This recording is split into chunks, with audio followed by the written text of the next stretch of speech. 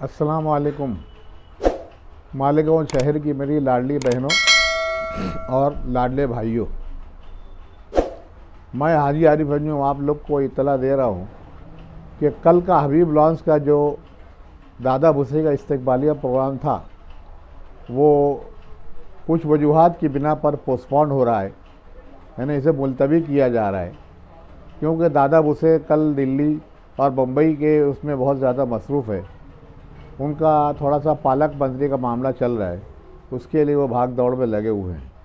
हालांकि उन्होंने कहा कि मैं रात में आ जाऊंगा, मगर कोई भरोसा नहीं। मैंने कहा कि नहीं, प्रोग्राम को हम मुलतवी करते हैं, प्रोग्राम को हम आगे करते हैं, आप हमारी आगे की डेट दीजिए और बराबर हमारे साथ हमारी लाडली बहनों के साथ शरीक रहिए। उन्होंने वादा किया कि मैं आपको मालेगांव आते ही आगे की डेट दूँगा।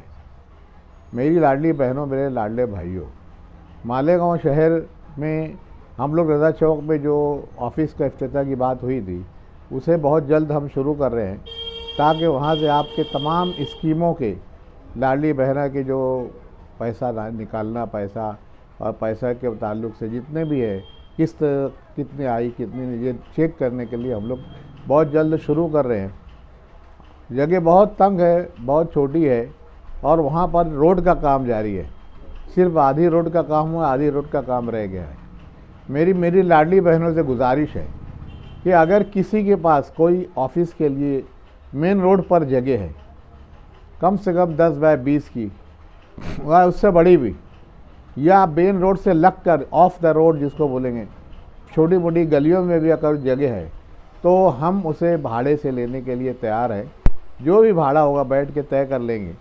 इस ताल्लुक़ से आप लोग मुझे व्हाट्सएप के ज़रिए इत्तला करें ताकि हम लोग ऑफ़िस का जल्द अज जल्द इंतज़ाम कर लें। नहीं तो रज़ा चौक की ऑफ़िस से हम लोग काम शुरू कर देंगे, मगर आप लोग खुद जाके देखिए, वहाँ पर आप लोग वहाँ ऑफ़िस तक जा नहीं सकते हैं। रोड का काम इतना ज़बरदस्त से जारी है, पहली बात। दूसरी बात है, जितनी भी स्कीमें हैं गवर्नमेंट ऑफ मरकज़ी गवर्नमेंट की और महाराष्ट्र गवर्नमेंट की, तमाम स्कीमों का इंशाल्लाह हम आपको फ़ायदा दिलाने वाले हैं। हर स्कीम आपके घर तक आने वाली है, जिससे आपके फैमिली का, आपके ख़ानदान, अहले ख़ानदान का, आपके बाल बच्चों का, आपके बूढ़ों का, सबका फ़ायदा होने वाला है। हम आपके फ़ायदे की बात कर रहे हैं।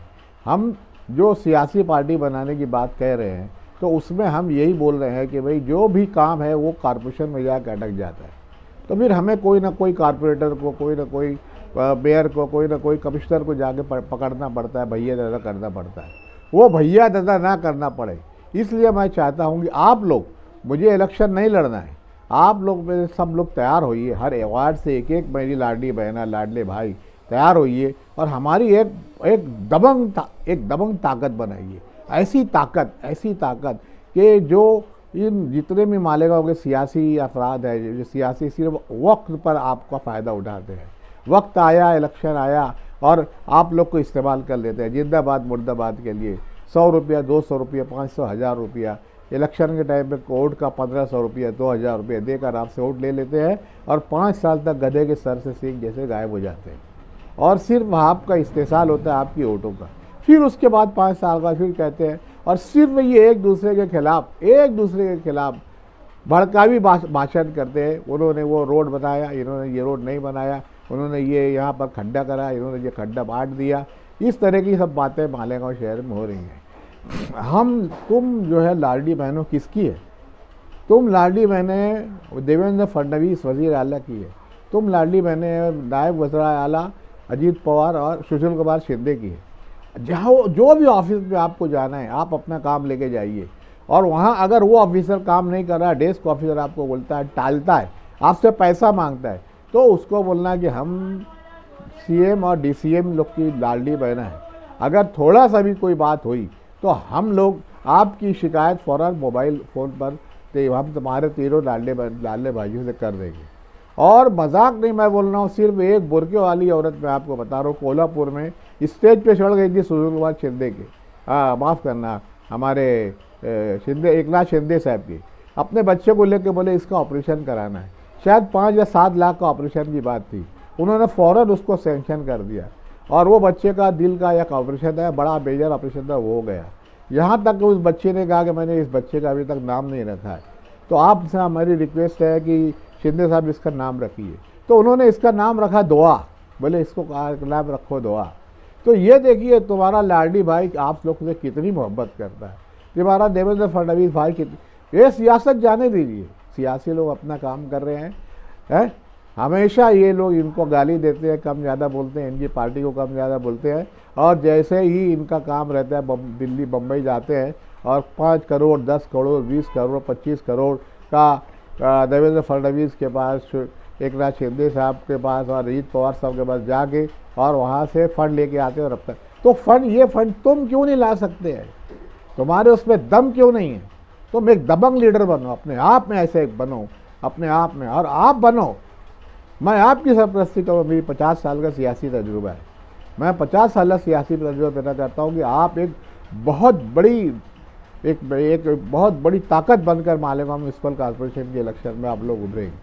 तो बराए मेहरबानी मेरी मालेगांव शहर की तमाम लाडली बहनें, लाडले भाइयों, इस बात को नोट करें कि कल का हबीब लॉन्च का जो इस्तकबालिया प्रोग्राम था दादा भूसे का, उसे पोस्टपोन कर दिया गया है। आगे तारीख जैसे ही मिलेगी हम आपको इसकी इत्तला कर देंगे। तो बराए मेहरबानी हॉल पर ना जाएं और मेरी इस क्लिप को पूरे अपने दोस्तों में शेयर करें। अल्लाह हाफिज़, खुदा हाफिज़, जय हिंद, जय महाराष्ट्र। डायमंड कारपेट, हमारे वहाँ गराज रेलवे वाला कारपेट, विलस्पन कंपनी का पायदान, हेटलोन रेगजिन होलसेल रेट में तमाम अशिया हमारे वहाँ दिए जाती है। हमारा पता याद रखे, सकावत होटल के पीछे, आबिद सोडा के बाजू में, हजार खोली, मालेगांव।